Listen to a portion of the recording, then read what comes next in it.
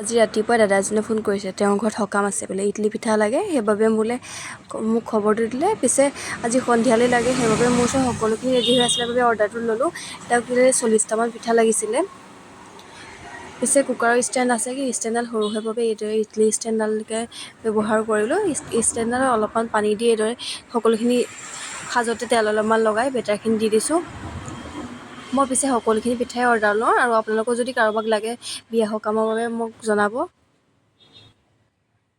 এইদৰে মাজে মাজে আহি চেক কৰি আছোঁ।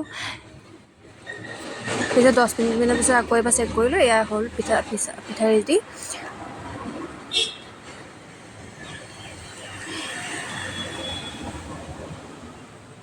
প্ৰত্যেকটো সাজতে ভালদৰে তেল লগাই থোৱা আছিলে বাবে সোনকালে এৰাই গৈছে, আৰু অলপমান থৈ দিয়া হ'লে ফুলিলেহেঁতেন। লৰালৰিকৈ মই বনাবলগীয়া হ'ল, আৰু তেওঁকো লাগে। এয়া ৰেডি হ'ল। পিছে তেওঁ মোক কৈছিলে টেমা এটাত ভৰাই দিবলৈ, সেইবাবে মই টেমাটোতে ভৰাই দিলোঁ।